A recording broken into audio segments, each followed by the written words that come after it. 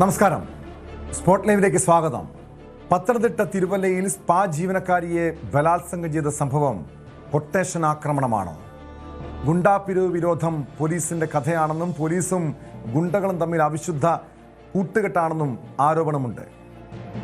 ആ വാർത്തയിലേക്ക് പോകും മുൻപ് സ്പോട്ട് ലൈവ് ആദ്യം പരിശോധിക്കുന്നത് നടൻ മണിയൻപിള്ള രാജുവിന്റെ വാഹനം ബൈക്കിലിടിച്ച സംഭവമാണ്. മണിയൻപിള്ള രാജുവിന്റെ വാഹനമിടിച്ച് യുവാക്കൾക്ക് പരിക്ക് പറ്റിയ സംഭവത്തിൽ മ്യൂസിയം പോലീസിന് വീഴ്ച പറ്റിയെന്ന ഗുരുതരമായ ആരോപണം നിലനിൽക്കുന്നുണ്ട്. സംഭവത്തെക്കുറിച്ച് അന്വേഷിക്കാൻ DCP വിനോദ് കുമാറിനെ ചുമതലപ്പെടുത്തി. വിശദമായ റിപ്പോർട്ട് കിട്ടിയ ശേഷം തുടർ നടപടി ഉണ്ടാകുമെന്നാണ് city police commissioner K. Karthik വ്യക്തമാക്കിയത്. അപകട സമയം മണിയൻപിള്ള രാജു മദ്യപിച്ചിട്ടുണ്ടോ എന്ന് വ്യക്തമാക്കാൻ സാധിക്കുന്ന രക്തത്തിന്റെ ശാസ്ത്രീയ പരിശോധനാ ഫലം വരാൻ വൈകുമെന്നാണ്, അതായത് ഒരാഴ്ചയെങ്കിലും എടുക്കുമെന്നാണ് സൂചന. വിവരങ്ങളുമായി സാരംഗ് സുധാകരൻ ചേരുന്നുണ്ട്. സാരംഗ്, ഇവിടെ തിരുവനന്തപുരത്ത് മണിയൻപിള്ള രാജുവിൻ്റെ വാഹനം അപകടത്തിൽപ്പെടുന്നത് വ്യാഴാഴ്ച അർദ്ധരാത്രിയിലാണ്. പക്ഷെ അവിടെ പോലീസിന് ഗുരുതരമായിട്ടുള്ള വീഴ്ച പറ്റിയെന്ന ആരോപണമുണ്ട്. അതിലേറ്റവും പ്രധാനപ്പെട്ടത് മണിയൻപിള്ള രാജുവിൻ്റെ വാഹനം രാത്രി തന്നെ കണ്ടെത്തിയില്ല, പരിശോധനകൾ നടത്തിയില്ല, CCTVകൾ പരിശോധിച്ചില്ല. അവിടെ പോലീസ് മണിയൻപിള്ള രാജുവിനെ സംരക്ഷിക്കാൻ നീക്കം നടത്തിയെന്നാണ് ആരോപണം നിലനിൽക്കുന്നത്. പക്ഷേ SHO ഇതെല്ലാം പൂർണ്ണമായും തള്ളിക്കളയുന്നുണ്ട്. എന്തൊക്കെയാണ് DCPയുടെ അന്വേഷണത്തിന്റെ പരിധിയിൽ വരുന്നത്?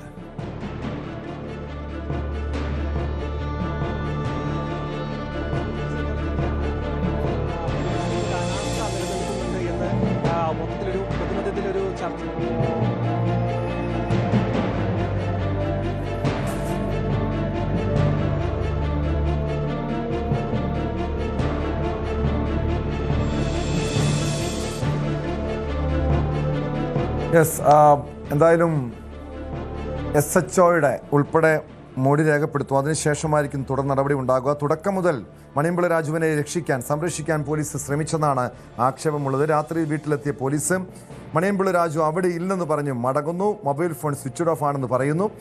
പോലീസ് ആസ്ഥാനം ഉൾപ്പെടെയുള്ള പ്രധാന റോഡിലെ CCTV പരിശോധിച്ച് രാത്രി തന്നെ കാർ കസ്റ്റഡിയിലെടുത്തില്ല. മണിയൻപിള്ള രാജുവിനെ കസ്റ്റഡിയിലെടുക്കാൻ വൈകിയത് മൂലം വൈദ്യപരിശോധന സമയത്ത് നടന്നില്ല.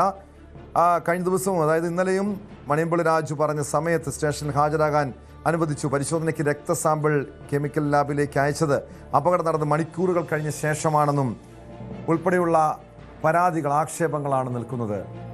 സാരംഗ്, എന്തൊക്കെ കാര്യങ്ങളാണ് DCPയുടെ നേതൃത്വത്തിലുള്ള സംഘം പരിശോധിക്കുന്നത്, അന്വേഷിക്കുന്നത്?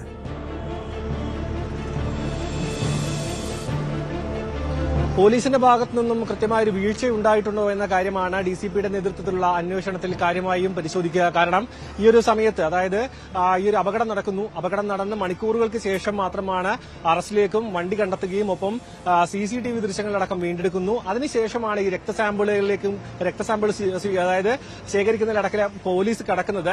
ആ ഒരു കാലതാമസം എന്തുകൊണ്ടുണ്ടായി എന്ന കാര്യത്തിലാണ് ഇപ്പോൾ പോലീസിന്റെ ഭാഗത്ത് നിന്ന് വ്യക്തത വരേണ്ടത്. കാരണം ഒരു ഉന്നതനാണ്, സെലിബ്രിറ്റി സ്റ്റാറ്റസ് ഉള്ള ഒരു വ്യക്തിയാണ്. മാത്രമല്ല ഈ 2 തവണ ഇദ്ദേഹത്തിന്റെ വീട്ടിലേക്ക് പോലീസ് പോയി എന്ന് പറയുന്നു. പക്ഷെ ആ സമയത്ത് അദ്ദേഹം അവിടെ ഉണ്ടായിരുന്നില്ല. അദ്ദേഹത്തിന്റെ അടുത്തേക്ക് എത്താൻ, അതായത് ഒരു വാഹനാപകടമായുള്ള ഒരു കേസ് കൊണ്ട് മാത്രമാണ് അത്തരത്തിൽ വ്യാപകമായി തിരച്ചിൽ നടത്തിയ മണിയൻപിള്ളയിലെ അടുത്തേക്ക് എത്താൻ ശ്രമിക്കാതിരുന്നതാണ് പോലീസിന്റെ ഒരു വിശദീകരണം. പക്ഷേ അതിൽ കൃത്യമായ ഒരു കാലതാമസം നൽകിയത് രക്തപരിശോധനയടക്കം, ആ ഫലത്തിലടക്കം നിർണായകമായ മാറ്റം വരാനുള്ള ഒരു സാധ്യതയുണ്ട്. കാരണം മണിക്കൂറുകൾ കഴിഞ്ഞിട്ടാണ് രക്തപരിശോധന നടത്തുന്നത്. ഒപ്പം തന്നെ ഈ ഒരു ദൃശ്യങ്ങൾ അതായത് കണ്ടെത്താനും ഒപ്പം ഈ വാഹനം കണ്ടെത്താനും അറസ്റ്റിലേക്ക് കടക്കാനും ഉണ്ടായ കാലതാമസം എന്തുകൊണ്ട് എന്നത് കൃത്യമായ ഒരു അന്വേഷണമായിരിക്കും DCP വിനോദ് കുമാറിന്റെ നേതൃത്വത്തിലുള്ള അന്വേഷണത്തിൽ കാര്യമായി വരിക. ഈ ഒരു മണിക്കൂർ, അതായത് ഈ അപകടമുണ്ടായി അടുത്ത ദിവസമാണ് അറസ്റ്റിലേക്ക് പോകുന്നത്. അദ്ദേഹം ബന്ധുവീട്ടിലേക്ക് പോയി എന്ന് പറയുന്നു. ആ കാര്യത്തിൽ ഒരു വ്യക്തത വരേണ്ടതുണ്ട്. പോലീസ് കൃത്യമായ അന്വേഷണം നടത്തിയോ അല്ലെങ്കിൽ കൃത്യവിലോപം ഉണ്ടായോ, അങ്ങനെയുള്ള കാര്യങ്ങളിലാണ് കൃത്യമായ ഒരു അന്വേഷണത്തിലേക്ക് ഈ DCPയുടെ നേതൃത്വത്തിൽ അന്വേഷണം കടക്കുക. ടോം,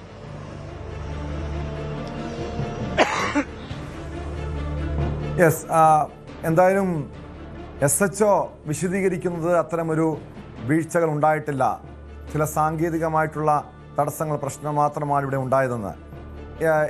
ഈ വിശദീകരണം തൃപ്തി ഇല്ലെങ്കിൽ നടപടി ഉണ്ടാകുമോ? കാരണം നമുക്കറിയാം, ഒരു ഉന്നതനാണ്, സെലിബ്രിറ്റിയാണ് മണിയൻപിള്ള രാജു, വലിയ സ്വാധീനമുള്ള വ്യക്തിയാണ്. പല കേസുകളിൽ നിന്നും, അതായത് ഗുരുതരമായിട്ടുള്ള പല ലൈംഗികാരോപണ കേസ് വന്നപ്പോൾ പോലും അവിടെ എന്താണ് പോലീസിൻ്റെ ഭാഗത്തു നിന്ന് ഉണ്ടായതെന്നൊക്കെ നമ്മൾ വിശദമായി കണ്ടതാണ്. അതുകൊണ്ട് തന്നെ എത്രത്തോളം ഗൗരവത്തോടു കൂടിയാണ് പോലീസ് ഈ വിഷയത്തെ കാണുന്നത്, ജില്ലാ പോലീസ് മേധാവി ഈ വിഷയത്തെ കാണുന്നത്?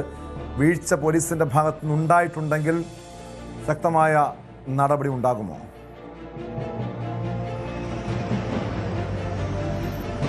ടോം, തീർച്ചയായും. കാരണം പോലീസിന്റെ എതിരെ ഒരു ആരോപണം ഉയർന്ന സമയത്ത് തന്നെ കൃത്യമായി ആഭ്യന്തര അന്വേഷണം ഉത്തരവിട്ടു. അതായത് അത്തരം കാര്യങ്ങളിലേക്ക് പോലീസ് കടന്നതു എന്ന് തന്നെ വളരെ ശുഭകരമായ ഒരു കാര്യമാണ്. കാരണം ഇത്തരത്തിലുള്ള ഒരു ആരോപണം ഉയരുമ്പോൾ ഈ ഒരു പോലീസ് വകുപ്പ് തല അന്വേഷണം വളരെ വൈകി മാത്രം ആരംഭിക്കുന്നു, അല്ലെങ്കിൽ കേസിന്റെ മുന്നോട്ടുള്ള ഗതിയെ മാറ്റുന്ന രീതിയിലേക്കായിരിക്കും പിന്നീട് ഈ ഒരു അന്വേഷണം വരാറ്. പക്ഷെ അതിനു പകരം അറസ്റ്റിലേക്ക് കടന്ന ഉടൻ തന്നെ, ആരോപണം ഉയർന്ന ഉടൻ തന്നെ എന്തുകൊണ്ട് ഇങ്ങനെ ഒരു വകുപ്പ് തലത്തിൽ ഒരു അനാസ്ഥ ഉണ്ടായി, അതിനൊരു ആരോപണം ഉയരാനുള്ള ഒരു സാഹചര്യം എന്ത് എന്ന് മനസ്സിലാക്കാൻ പോലീസ് പെട്ടെന്ന് തന്നെ അതിൽ ഇടപെടുന്നു.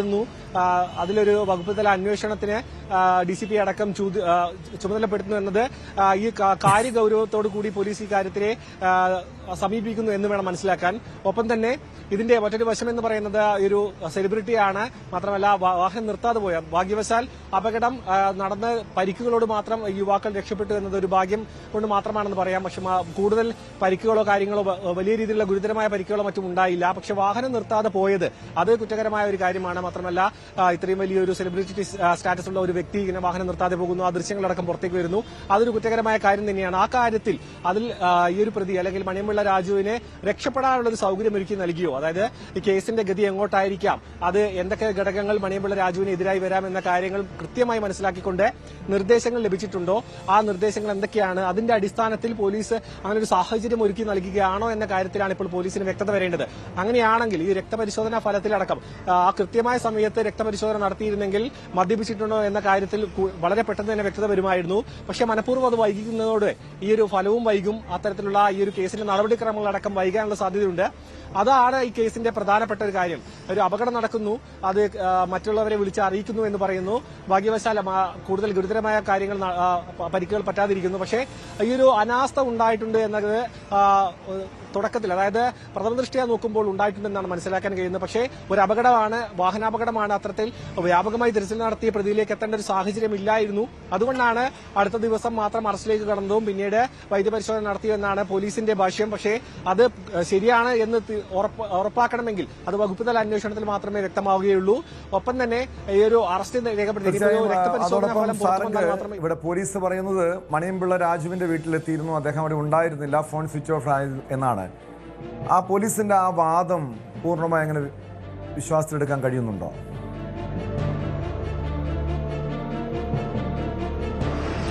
ആ വാദത്തെ ഇപ്പോൾ മുഴുവനായും ഇപ്പോൾ വകുപ്പ് തല അന്വേഷണത്തിൽ വിശ്വാസത്തിൽ എടുക്കുന്നില്ല എന്നാണ് മനസ്സിലാക്കാൻ കഴിയുന്നത്. കാരണം 2 തവണ വീട്ടിലെത്തി എന്ന് പറയുന്നു, പക്ഷേ പ്രതി എങ്ങോട്ട് അല്ലെങ്കിൽ മണിയമ്പിള്ള രാജു എങ്ങോട്ട് പോയി എന്ന കാര്യത്തിൽ വ്യക്തതയില്ല, ആ കാര്യങ്ങൾ അന്വേഷിച്ചിട്ടില്ല. അതായത് കൃത്യമായി അവിടെ നിന്ന് മണിയമ്പിള്ള രാജു മാറിയതിന് ശേഷമാണോ ഒരു രീതിയിൽ, അതായത് അവിടെ പരിശോധന നടത്തി എന്ന് വരുത്തി തീർക്കാൻ വേണ്ടി മാത്രം 2 തവണ അവിടെ പോയതാണോ എന്നടക്കമുള്ള കാര്യത്തിൽ വ്യക്തത വരേണ്ടത്. കാരണം മണിയമ്പിള്ള രാജു തന്നെ പിന്നീട് വ്യക്തമാക്കിയിരുന്നു താൻ ബന്ധുവീട്ടിലേക്ക് മാറിയിരുന്നു. പക്ഷേ എന്തുകൊണ്ട് പോലീസ് ആ ഭാഗങ്ങളിലേക്ക് പരിശോധന നടത്തിയില്ല? വാഹനം കണ്ടെത്തുന്നതിലടക്കം, വാഹനമടക്കം കണ്ടെത്തുന്നതിൽ കാലതാമസം ഉണ്ടായിട്ടുണ്ട്. മാത്രമല്ല CCTV ദൃശ്യങ്ങളടക്കം കണ്ടെത്തുന്നതിലും കാലതാമസം ഉണ്ടായിട്ടുണ്ട് എന്നടക്കമുള്ള ആരോപണങ്ങൾ വരുന്നുണ്ട്. അത്തരത്തിലൊന്നും ആരോപണങ്ങൾ ശരിവെക്കുന്ന രീതിയിൽ മണിയമ്പിള്ള രാജുവിനെ കേസിന്റെ കൂടുതൽ നൂലാമാലകളിലേക്ക് അല്ലെങ്കിൽ അത്തരത്തിലുള്ള ഒരു നിയമത്തിന്റെ മുൻപിലേക്ക് വരാതിരിക്കാൻ അല്ലെങ്കിൽ കൃത്യമായി രക്ഷപ്പെടാനുള്ള ഒരു സാഹചര്യം ഒരുക്കി നൽകിയോ എന്ന ചോദ്യം നിലനിൽക്കുന്നു. കാരണം ഈ ഒരു കാലതാമസം വാഹനം കണ്ടെത്താനും ഒപ്പം 2 തവണ വീട്ടിൽ പോയി എന്ന് പറയുന്നു. പക്ഷേ മണിയമ്പിള്ള രാജു ഉണ്ടായിരുന്നത് ബന്ധുവിന്റെ വീട്ടിലാണ്. അത് എന്തുകൊണ്ട്? കാരണം കൃത്യമായ ഒരു അന്വേഷണം നടക്കേണ്ട ഒരു സമയത്ത് അത് മനഃപൂർവ്വം വൈകിപ്പിക്കുന്നത് എന്തുകൊണ്ട് എന്നൊരു ചോദ്യം പോലീസിന്റെ ഭാഗത്തു നിന്നും പൊതുമധ്യത്തിലും കൃത്യമായി നിലനിൽക്കുന്നുണ്ട്. അതിലൊരു വ്യക്തത വരണമെങ്കിൽ ഈ ഒരു വകുപ്പ് തല അന്വേഷണത്തിന്റെ റിപ്പോർട്ട് അത് കൃത്യമായി പോലീസിന്റെ കയ്യിൽ എത്തിയാൽ മാത്രമേ അതിലൊരു വ്യക്തത വരികയുള്ളൂ. എന്തു തന്നെയായാലും കേസിൽ ഒരു പോലീസിന്റെ ഭാഗത്ത് നിന്ന് ഒരു അനാസ്ഥ ഉണ്ടായിട്ടുണ്ട്. അതുകൊണ്ട് തന്നെയാണ് വകുപ്പ് തല അന്വേഷണത്തിലേക്ക് കടന്നത്. അല്ല എന്നുണ്ടെങ്കിൽ കൃത്യമായി SHOയുടെ വിശദീകരണം അംഗീകരിച്ചുകൊണ്ട് പോലീസുമായി മുന്നോട്ട് പോകാൻ നിർദ്ദേശം നൽകിയേനെ. പക്ഷെ അങ്ങനെയല്ല, DCP ഇത്തരത്തിൽ നിയമിക്കുന്നു അല്ലെങ്കിൽ ഇതിന് ചുമതലപ്പെടുത്തുന്നു. ഒപ്പം തന്നെ സ്പെഷ്യൽ ഗാർഡിന്റെ അടക്കം ഇത്തരത്തിലുള്ള സഹായം അതിൽ ഉണ്ടാകുമെന്ന് പറയുന്നു. അങ്ങനെയാണെങ്കിൽ ഇതിൽ പോലീസിന്റെ ഭാഗത്തു നിന്ന് തന്നെ ഈ ഒരു അന്വേഷണത്തിലുള്ള ഒരു അനാസ്ഥ ശരിവെക്കുന്ന തരത്തിലുള്ള ഒരു നീക്കമുണ്ട്. അതുകൊണ്ട് തന്നെ ഇതിന്റെ കൂടുതൽ വിശദാംശങ്ങൾ വരും ദിവസങ്ങളിൽ ഇതുമായി ബന്ധപ്പെട്ട കൂടുതൽ വിവരങ്ങൾ വന്നാൽ മാത്രമേ ഇതിൽ കൂടുതൽ വ്യക്തത വരികയുള്ളൂ. ടോം, വ്യക്തമാണ്. സാരംഗ് സുധാകരനാണ് വിവരങ്ങൾ നൽകിയത്. എന്തായാലും ഈ സെലിബ്രിറ്റികളെയും ഇതുപോലുള്ള ഉന്നതരെയൊക്കെ കാണുമ്പോൾ നമ്മുടെ പോലീസിന്റെ മുട്ടിടിക്കുന്നു എന്നാണ് പല കേസുകൾ പരിശോധിച്ചാലും മനസ്സിലാക്കുന്നത്. അത് ലൈംഗികാരോപണ കേസുകൾ, നമ്മുടെ ചലച്ചിത്ര താരങ്ങൾ പ്രതികളായിട്ടുള്ള ലൈംഗികാരോപണ കേസുകളിൽ എന്താണ് സംഭവിച്ചതെന്ന് കേരളം കണ്ടതാണ്. കാരണം ഒരു പ്രതി പോലും പിടിക്കപ്പെട്ടില്ല, ശിക്ഷിക്കപ്പെട്ടില്ല. ഒടുവിൽ പരാതിക്കാർക്കെതിരെ ആരോപണങ്ങൾ ഉണ്ടാകുന്ന സാഹചര്യമുണ്ടായി. സമാനമായ രീതിയിൽ തന്നെ മണിയൻപിള്ള രാജുവിൻ്റെ വാഹനാപകട കേസിലും പോലീസ് അയാളെ സംരക്ഷിക്കാനുള്ള നീക്കമാണ് നടത്തുന്നതെന്നാണ് ആരോപണം. കാരണം കൃത്യമായും മദ്യപിച്ച് വാഹനം ഓടിച്ചു എന്നൊരു ആക്ഷേപം നിലനിൽക്കുന്നുണ്ട്. അതുകൊണ്ട് തന്നെയാണ് വാഹനം അവിടെ നിന്ന് കടന്നു കളഞ്ഞത്, വാഹനം നിർത്താതെ പോയത്. പക്ഷേ എത്ര മണിക്കൂറുള്ള ഏകദേശം 10-24 മണിക്കൂറോളം ആൾക്ക് രക്ഷപ്പെടാനുള്ള സാഹചര്യം പോലും ഒരുക്കുന്നു. ഏകദേശം ഒരു 12 മണിക്കൂറിന് ശേഷം മാത്രമാണ് അതുമായി ബന്ധപ്പെട്ട ചില അന്വേഷണത്തിലേക്ക്, പരിശോധനയിലേക്ക് പോലീസ് നീങ്ങിയത് പോലും. ഇനി മറ്റൊരു വാർത്ത പത്തനംതിട്ട തിരുവല്ലയിൽ നിന്നുണ്ട്. അവിടെയും പോലീസിനെതിരെ ഗുരുതരമായ ആക്ഷേപമാണുള്ളത്. തിരുവല്ലയിൽ സ്പാ ജീവനക്കാരിയെ ബലാത്സംഗം ചെയ്ത സംഭവത്തിന് പിന്നിൽ കൊട്ടേഷനാണെന്ന ആരോപണവുമായി സ്പാ ഉടമ രംഗത്തെത്തിയിരിക്കുന്നു. ഗുണ്ടാപ്പിരിവ് വിരോധം പോലീസിന്റെ കഥയാണെന്നും പോലീസും ഗുണ്ടകളും തമ്മിൽ അവിശുദ്ധ കൂട്ടുകെട്ടുണ്ടെന്നും ഉടമ ആരോപിക്കുന്നു. ക്രൂരമായ പീഡനത്തിന് വിധേയായതായും നഗ്നദൃശ്യം പകർത്തിയതായും അതിജീവിതം നൽകിയ പരാതിയിൽ പറയുന്നു. കേസിൽ പോലീസിലും ആഭ്യന്തര അന്വേഷണം തുടങ്ങി. ഉദ്യോഗസ്ഥർക്ക് ഗുണ്ടകളുമായി കൂട്ടുകൂട്ടണമെന്ന ആരോപണമുയർന്ന സാഹചര്യത്തിലാണ് അന്വേഷണം നടക്കുന്നത്. വിവരങ്ങളുമായി ശശിനാരായണൻ ചേരുന്നുണ്ട്. ശശിനാരായണൻ, ക്രൂരമായ പീഡനം നേരിട്ടു, നഗ്നദൃശ്യങ്ങൾ പകർത്തിയെന്നാണ് അതിജീവിതയുടെ പരാതിയിൽ പറയുന്നത്. പക്ഷെ അതിനുശേഷമാണ് ഇതുമായി ബന്ധപ്പെട്ട ചില ഗുരുതരമായിട്ടുള്ള ആരോപണങ്ങൾ ഉയരുന്നത്. അതായത് ഈ തിരുവല്ല നഗരം കേന്ദ്രീകരിച്ച് പ്രവർത്തിക്കുന്ന സ്പാ സെൻ്ററുകളുമായി ബന്ധപ്പെട്ട കുടിപ്പകകൾ, അതല്ലെങ്കിൽ മത്സരങ്ങൾ, ഒടുവിൽ ഈ ഒരു ജീവനക്കാരിക്ക് നേരെയുള്ള അതിക്രമത്തിന്, ബലാത്സംഗത്തിന് കാരണമാകുന്നു എന്ന് പറയുമ്പോൾ അതൊരു ഞെട്ടിപ്പിക്കുന്ന കാര്യമാണ്. പ്രതികളെ സംരക്ഷിക്കാൻ പോലീസ് നീക്കം നടത്തുന്ന ആരോപണം കൂടി വരുന്നു. എന്താണ് സ്പാ ഉടമയുടെ പരാതിയിൽ പറയുന്നത്?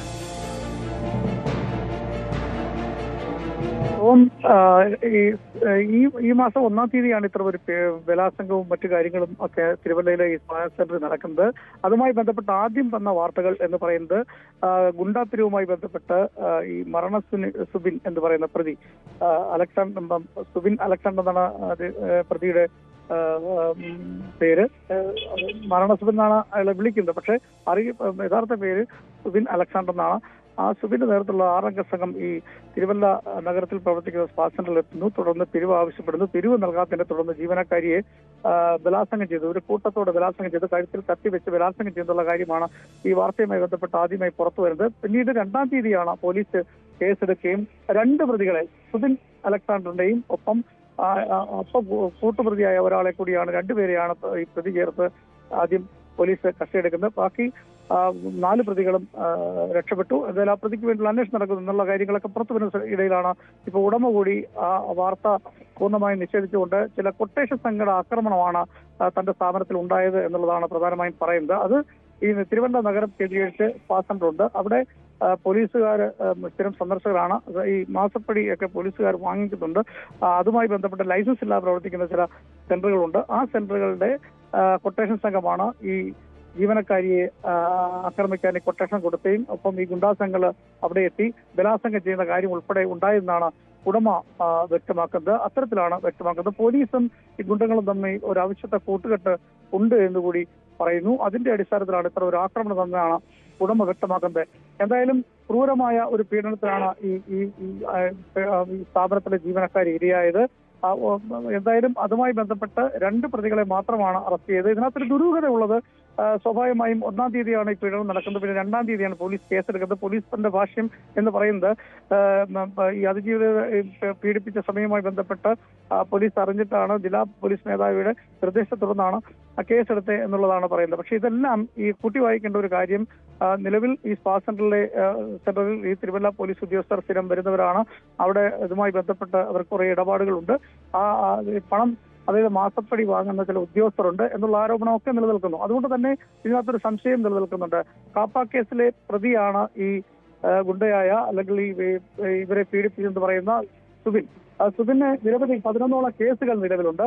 ആ കേസൊക്കെ നിലനിൽക്കുന്ന കാര്യത്തിലാണ് നഗരത്തെ ഞെട്ടിച്ചുകൊണ്ട് പട്ടാപ്പകൽ 3 മണിക്ക് 1-ാം തീയതി 3 മണിക്കാണ്, പകൽ സമയത്താണ് ഈ പീഡനം നടക്കുന്നത്.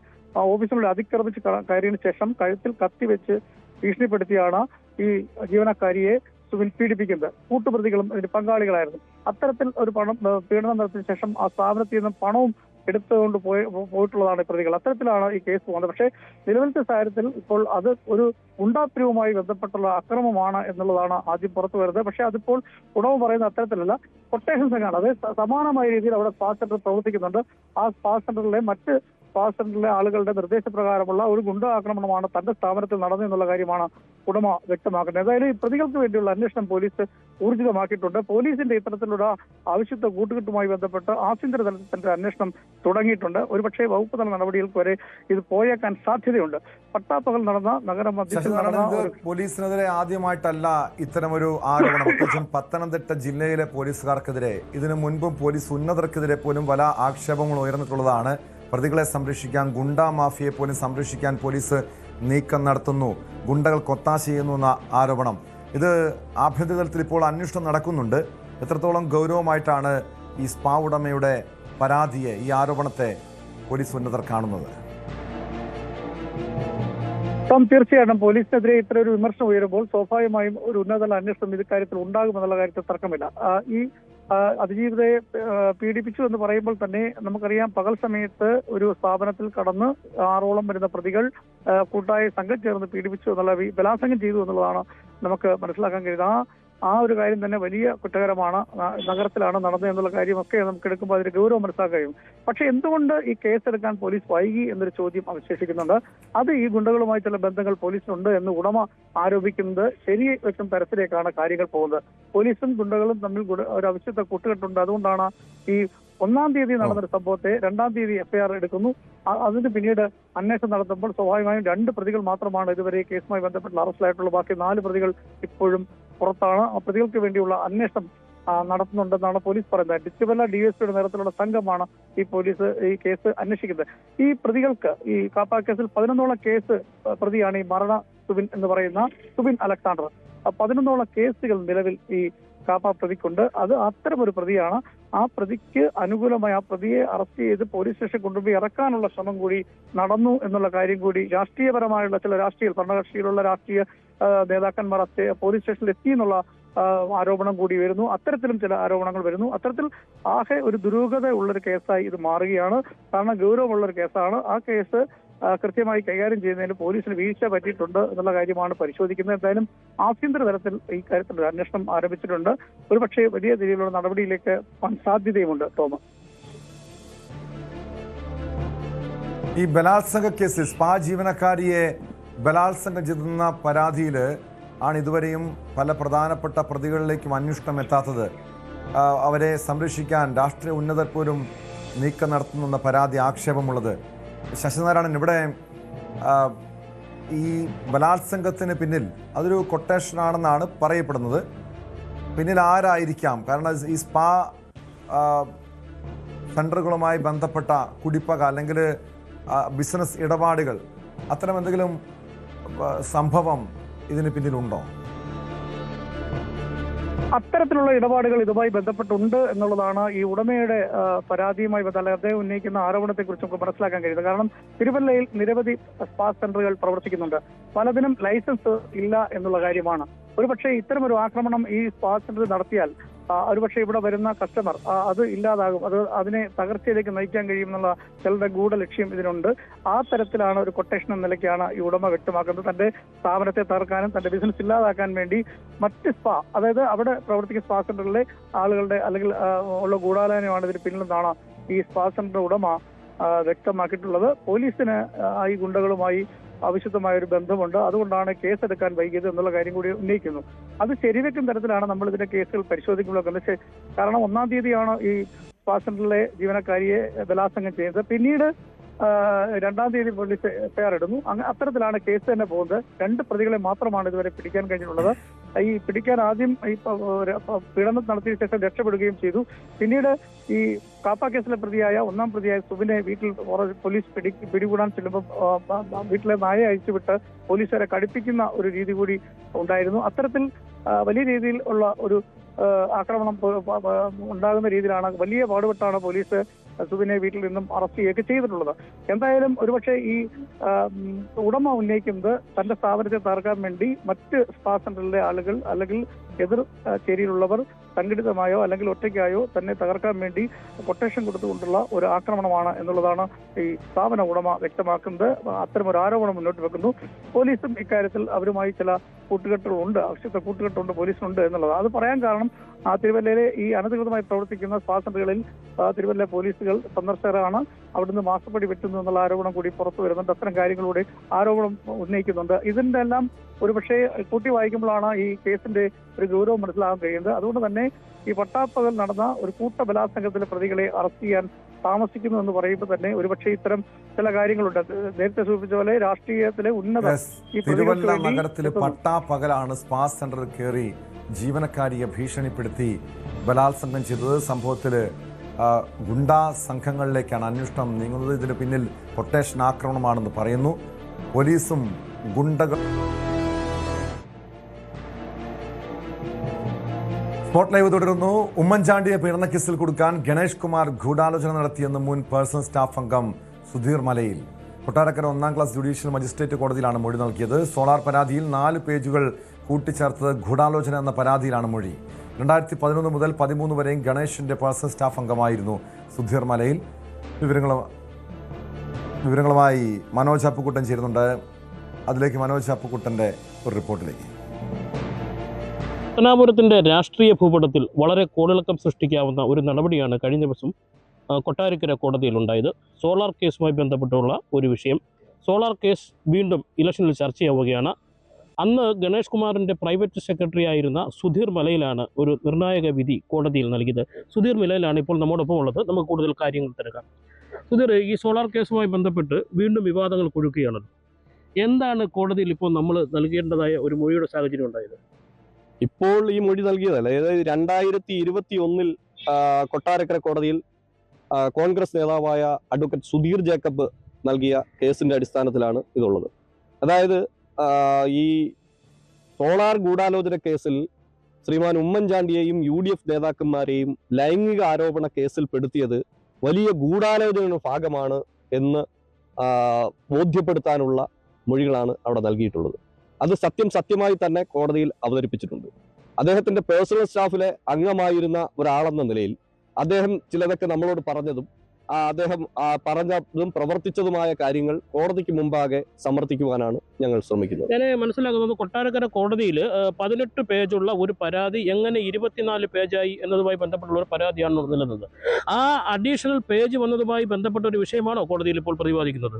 അഡീഷണൽ പേജ് വന്നതുമായി ബന്ധപ്പെട്ടുള്ള കേസാണ്. അതായത് രണ്ടാമത് ഇതിനകത്ത് എഴുതി ചേർക്കപ്പെട്ട ഒരു സ്റ്റേറ്റ്മെന്റ് ഉണ്ടാക്കി എന്നുള്ളതാണ് ഞങ്ങളുടെ ഭാഗം.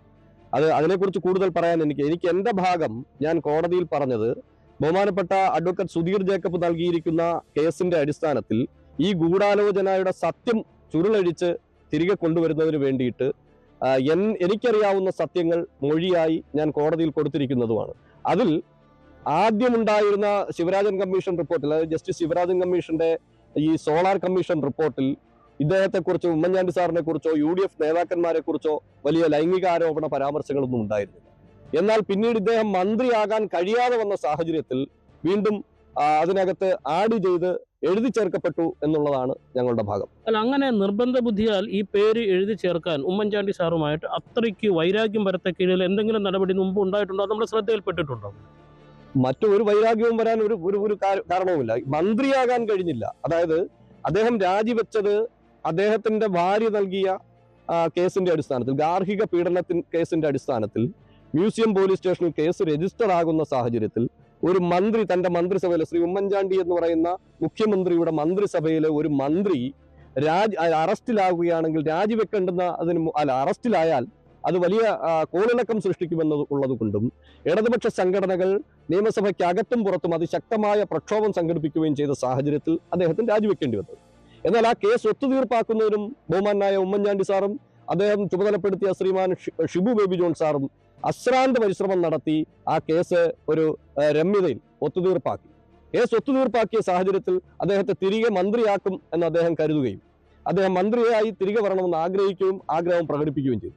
എന്നാൽ അന്നത്തെ രാഷ്ട്രീയ സാഹചര്യത്തിൽ അന്നത്തെ സാഹചര്യത്തിൽ അദ്ദേഹത്തെ തിരികെ മന്ത്രിസഭയിൽ എടുക്കാൻ കഴിഞ്ഞില്ല. എടുക്കാൻ കഴിയാതെ വന്നപ്പോഴാണ് അദ്ദേഹത്തിന് മുഖ്യമന്ത്രിയായ ശ്രീമാൻ ഉമ്മൻചാണ്ടിയോട് അതിശക്തമായ വൈരാഗ്യമുണ്ടാവുകയും ഏത് വിധേനയും ഉമ്മൻചാണ്ടിയെയും മന്ത്രിസഭയെയും തകർക്കും എന്ന വാശിയോടുകൂടി ഇറങ്ങിത്തിരിച്ചത്. അപ്പം ആ ഒരു വാശിയുടെ പ്രതിഫലനമാണ് ഈ സോളാർ കേസും അതിൽ പിന്നീട് ഉരുത്തിരിഞ്ഞു വന്ന സംഭവ വികാസങ്ങളും എന്നാണ് സുധീർ മലയിൽ പറയുന്നത്. എന്തായാലും പത്തനാപുരത്തെ തിരഞ്ഞെടുപ്പ് രംഗം ശക്തി പ്രാപിക്കുമ്പോൾ സോളാർ വിഷയം വീണ്ടും ചർച്ചയാകുന്നു എന്നതാണ് യാഥാർത്ഥ്യം. മനോജ് അപ്പുക്കുട്ടൻ, ന്യൂസ് 18, പുനലൂർ. വിവരങ്ങളുമായി മനോജ് അപ്പുക്കുട്ടൻ ചേരുന്നുണ്ട്. മനോജ്, ഗുരുതരമായിട്ടുള്ളൊരു ആരോപണമാണ് സുധീർ ഉന്നയിക്കുന്നത്. ഉമ്മൻചാണ്ടിയെ പീഡനക്കേസിൽ കുടുക്കാൻ മുൻമന്ത്രി ഇപ്പോഴത്തെ മന്ത്രി കൂടിയായ ഗണേഷ് കുമാർ ശ്രമം നടത്തി, അത്തരം നീക്കങ്ങൾ നടത്തിയെന്നാണ് മുൻ പേഴ്സണൽ സ്റ്റാഫ് അംഗം ഇപ്പോൾ ആരോപണം ഉന്നയിച്ചിരിക്കുന്നതിനെ നിസ്സാരമായി കാണാൻ കഴിയില്ല. കാരണം ഗണേഷ് കുമാറിൻ്റെ ഒപ്പം വർഷങ്ങളോളം പ്രവർത്തിച്ചിരുന്നൊരു വ്യക്തി കൂടിയാണ് ഇത്തരമൊരു ആരോപണം ഉന്നയിച്ചിരിക്കുന്നത്. എന്തായിരുന്നു ഗണേഷ് കുമാർ അങ്ങനെ ഒരു നീക്കം നടത്താനുള്ള കാരണം? അത്തരമൊരു വിരോധം എന്തുകൊണ്ടാണ് ഉമ്മൻചാണ്ടിയുടെ ഉണ്ടായിരുന്നത് ഗണേഷിനെ? ഒന്ന്, പത്തനാപുരത്തെ ഇലക്ഷൻ രംഗം ഏറ്റവും ചൂടുപിടിക്കുന്ന നിലയിലുള്ള ഒരു പരാമർശമാണ് ഇപ്പോൾ ഗണേഷ് കുമാറിന്റെ തന്നെ പ്രൈവറ്റ് സെക്രട്ടറി ആയിരുന്ന സുധീർ മലയിൽ ഇപ്പോൾ നൽകിയിട്ടുള്ളത്. അതൊരു വെറും ആരോപണമോ ഉന്നയിപ്പോ അല്ല, കോടതിയിൽ നൽകിയിരിക്കുന്ന മൊഴിയാണ്. ഇതുമായി ബന്ധപ്പെട്ട് കൊട്ടാരക്കര കോടതിയിൽ കേസ് നടപടികൾ നടന്നുകൊണ്ടിരിക്കുമ്പോൾ സാക്ഷിയായി എത്തിയ സുധീർ മലയിൽ നൽകിയ ഒരു മൊഴിയാണ് ഇപ്പോൾ ഏറ്റവും ചർച്ചാ വിഷയമായിരിക്കുന്നത്. മുഖ്യമന്ത്രി ഉമ്മൻചാണ്ടിയെ പീഡനത്തിൽ കൊടുക്കുമെന്ന് ഗണേഷ് കുമാർ പലവട്ടം തന്നോട് മുൻ സ്പെഷ്യൽ സ്റ്റാഫ് അംഗമായിരുന്ന സമയത്ത് പറഞ്ഞിട്ടുണ്ട് എന്നാണ് കൊട്ടാരക്കര കോടതി നൽകിയിരിക്കുന്ന മൊഴി. സോളാർ പീഡന കേസിലെ പരാതിക്കാരിയും ഗണേഷ് കുമാറും പ്രതികളായ മൂലാജന കേസിൽ സാക്ഷിയാണ് ഈ സുധീർ മലയിൽ. 2011 മുതൽ 13 വരെ സംസ്ഥാന മന്ത്രിയായിരുന്ന ഗണേഷ് കുമാറിന്റെ പേഴ്സണൽ സ്റ്റാഫ് അംഗമായിരുന്നു സുധീർ. പരാതിക്കാരിയുമായി ഗണേഷ് കുമാർ അടുത്ത ബന്ധം പുലർത്തിയിരുന്നതായും മന്ത്രിയുടെ ഔദ്യോഗിക വസതികളിലും ഓഫീസിലും അവർ നിത്യ സന്ദർശകയായിരുന്നുവെന്നും മൊഴിയിൽ പരാമർശിക്കുന്നുണ്ട്. ഉമ്മൻചാണ്ടി മന്ത്രിസഭയിൽ മന്ത്രിയായിരുന്ന ഗണേഷ് കുമാർ ഭാര്യ നൽകിയ ഗാർഹിക പീഡന പരാതിയെ തുടർന്നാണ് രാജിവെക്കുന്നത്. തിരികെ മന്ത്രിസ്ഥാനം ലഭിക്കാതെ വന്ന സാഹചര്യത്തിൽ സ്വാഭാവികമായും ഉമ്മൻചാണ്ടിയോട് കടുത്ത വിദ്വേഷം ഉണ്ടാവുകയും അത് വിദ്വേഷത്തിന്റെ ഭാഗമായി ഉമ്മൻചാണ്ടിയെയും മറ്റ് നേതാക്കന്മാരെയും പീഡനക്കേസിൽ കൊടുക്കുമെന്ന് സുധീറിനോട് പലവട്ടം പറഞ്ഞിട്ടുണ്ടായിരുന്നു എന്നുമാണ് കോടതിയിൽ നൽകിയ മൊഴിയിൽ പറയുന്നത്. ഇത്തരത്തിലുള്ള ഒരു കൂടുതൽ കാര്യങ്ങൾ വിശദീകരിക്കാൻ കഴിയാത്ത സാഹചര്യമാണെന്നും എന്നാൽ കോടതി ആവശ്യപ്പെടുന്ന മുറയ്ക്ക് കൂടുതൽ തെളിവുകളും വിവരങ്ങളും കോടതിയിൽ നൽകുമെന്നും സുധീർ ഇപ്പോൾ നമ്മോട് പറഞ്ഞിട്ടുണ്ട്. എന്തായാലും ഏറ്റവും വിവാദ പരാമർശം നൽകുന്ന രീതിയിലുള്ള ഒരു അഭിപ്രായ പ്രകടനമാണ് ഇപ്പോൾ വന്നത്. ഇത് കൂടാതെ തന്നെ ഒരു DCC പ്രസിഡന്റിന്റെ ഒരു പ്രസ്താവനയുണ്ട്. അത് നമ്മളോട് ടെലിഫോണിൽ ബന്ധപ്പെടുന്നത് ഈ ആദ്യം ഗണേഷ് കുമാർ മത്സരിക്കുന്ന സമയത്ത് എന്തോ ഒരു വലിയ കള്ളത്തരം നടത്തിയാണ് ജയിച്ചതെന്നും അതിനുള്ള തെളിവുകൾ തന്റെ പക്കലുണ്ടും അത് നൽകാൻ തയ്യാറാണെന്നും മറ്റൊരു DCC ജനറൽ സെക്രട്ടറിയും ഇപ്പോൾ രംഗത്ത് വന്നിട്ടുണ്ട്. എന്തായാലും പത്തനാപുരത്തിലെ ഇലക്ഷൻ രംഗം ഏറ്റവും ചൂടുപിടിക്കുകയും വിവാദത്തിൽ മുങ്ങുകയും ചെയ്യുന്ന ഒരു സാഹചര്യമാണ് ഇപ്പോൾ നിലവിലുള്ളത്. അങ്ങനെ ഈ സുധീറിന്റെ മൊഴി സ്വാഭാവികമായി കേസിൽ വളരെ നിർണായകമാണ്. സുധീറിന്റെ ഇപ്പോഴത്തെ ഒരു രാഷ്ട്രീയം എങ്ങനെയാണ്? ഗണേഷ് കുമാറിനൊപ്പമാണോ അതോ UDF-നൊപ്പമാണോ? ഈ മൊഴിയുടെ അടിസ്ഥാനത്തിൽ മൊഴി എത്രത്തോളം നിർണായകമായിരിക്കും ഈ സംഭവത്തില്? ഗണേഷ് കുമാർ മന്ത്രിയായിരിക്കുന്ന സമയത്ത് സുധീർ മലയിൽ യൂത്ത് കോൺഗ്രസിന്റെ സജീവ പ്രവർത്തകരായിരുന്നു. അപ്പോൾ ഗണേഷ് കുമാർ പിന്നീട് പാർട്ടി മാറി ഇടതുപക്ഷത്തിലേക്ക് പോകുമ്പോൾ UDF-നൊപ്പം തന്നെ സുധീർ മലയിൽ ഉറച്ചു നിൽക്കുകയായിരുന്നു. സുധീർ മലയിൽ ഇപ്പോൾ പത്തനാപുരം കോൺഗ്രസ് നിയോജക മണ്ഡലത്തിന്റെ പ്രസിഡന്റിന്റെ ഔദ്യോഗിക ചുമതലയാണ് വഹിക്കുന്നത്. ഇപ്പോഴും സജീവമായി രാഷ്ട്രീയ രംഗത്തുണ്ട് സുധീർ. യാതൊരു കാരണവശാലും തന്റെ അഭിപ്രായത്തിൽ നിന്ന് പിന്നോട്ടില്ല. കോടതി ആവശ്യപ്പെടുന്ന എന്ത് തെളിവുകളും നൽകാനും ഇനിയും ആവശ്യമെങ്കിൽ കോടതിയിൽ മൊഴികൾ നൽകാനും തയ്യാറാണെന്ന് തന്നെ ഉറച്ചു നിൽക്കുകയാണ് സുധീർ.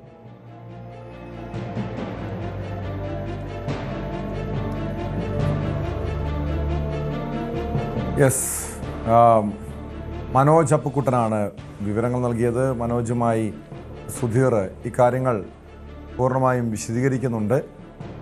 ഉമ്മൻചാണ്ടിയെ ലൈംഗിക പീഡന കേസിൽ കുടുക്കാൻ ഗണേഷ് കുമാർ ഗൂഢാലോചന നടത്തിയെന്നാണ് മുൻ സ്റ്റാഫ് അംഗം സുധീർ ആരോപിക്കുന്നത്. കോടതിയിൽ മൊഴി നൽകിയിരിക്കുന്നു. ശബരിമല സ്വർണ്ണക്കൊള്ളയിൽ നിർണായക നീക്കവുമായി പ്രത്യേക അന്വേഷണ സംഘം. UDF കൺവീനർ അടൂർ പ്രകാശിനെയും കേസിലെ മുഖ്യപ്രതി ഉണ്ണികൃഷ്ണൻ പോറ്റിയെയും SIT ഒരുമിച്ചിരുത്തി ചോദ്യം ചെയ്തു. അതിനിടെ തന്ത്രി കണ്ഠരര് രാജീവരുടെ ജാമ്യാപേക്ഷയ്ക്കെതിരെ SIT കോടതിയിൽ റിപ്പോർട്ടും സമർപ്പിച്ചിട്ടുണ്ട്. വിവരങ്ങളുമായി സാരംഗ് സുധാകരനും S വിനീഷും ചേരുന്നു. ആദ്യം സാരംഗിലേക്കാണ്. സാരംഗ്, നേരത്തെ തന്നെ അടൂർ പ്രകാശും ഉണ്ണികൃഷ്ണൻ പോറ്റിയും തമ്മിലുള്ള ഒന്നിച്ചുള്ള ചില ചിത്രങ്ങൾ പുറത്തു വന്നിരുന്നു. അതിനുശേഷം ഈ അടൂർ പ്രകാശാണ് സോണിയാഗാന്ധിയുടെ അടുത്തേക്ക് ഉണ്ണികൃഷ്ണൻ പോറ്റിയെ എത്തിച്ചതെന്ന ആരോപണങ്ങളൊക്കെ നിലനിൽക്കുന്നുണ്ട്. എന്താണ് ഈ സ്വർണ്ണക്കൊള്ള കേസിൽ അടൂർ പ്രകാശിനെ ചോദ്യം ചെയ്യുന്നതിൻ്റെ കാരണം എന്താണ്? കാരണം ഉണ്ണികൃഷ്ണൻ പോറ്റിയുമായി ബന്ധമുണ്ട് എന്ന് കരുതി മറ്റെന്തെങ്കിലും ഇടപാടുകൾ ഇരുവരും തമ്മിൽ ഉണ്ടായിരുന്നു തുടങ്ങിയ കാര്യങ്ങളൊക്കെ പരിശോധിക്കുന്നുണ്ടോ എന്നറിയണം. എന്തായാലും സാരംഗിലേക്ക് പോകും മുൻപ് S വിനീഷിലേക്കാണ്. വിനീഷ്, തന്ത്രി കണ്ഠരര് രാജീവരുടെ ജാമ്യാപേക്ഷ കോടതിയുടെ പരിഗണനയിലുണ്ട്. അടുത്ത ആഴ്ച പരിഗണിക്കും. അതിനിടെ SIT കോടതിയിൽ റിപ്പോർട്ടും സമർപ്പിച്ചിരിക്കുന്നു. എന്താണ് ആ റിപ്പോർട്ടിൻ്റെ ഉള്ളടക്കമെന്ന് വ്യക്തമാകാൻ കഴിഞ്ഞിട്ടുണ്ടോ?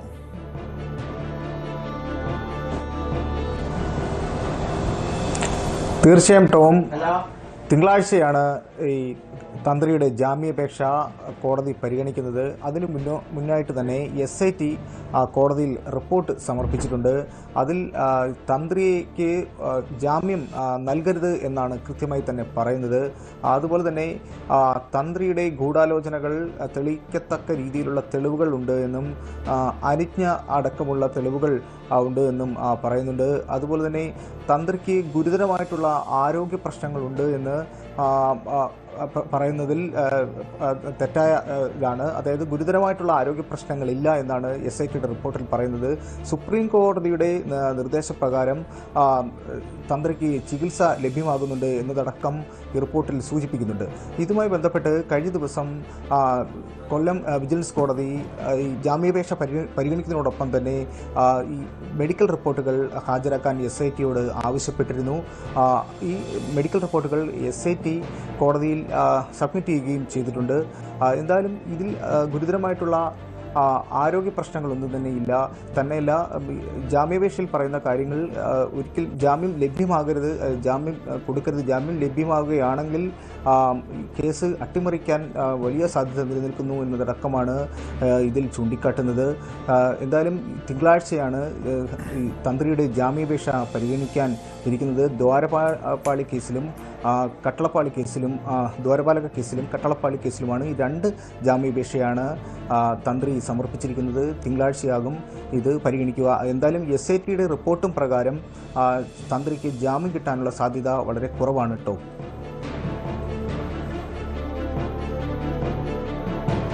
അതിനിടെ മുൻ ദേവസ്വം ബോർഡ് അംഗം N വിജയകുമാറിനെ വീണ്ടും റിമാൻഡ് ചെയ്തിരിക്കുകയാണ്. 14 ദിവസത്തേക്കാണ് കൊല്ലം വിജിലൻസ് കോടതി റിമാൻഡ് ചെയ്തത്. അതിൻ്റെ വിശദാംശങ്ങൾ കൂടി.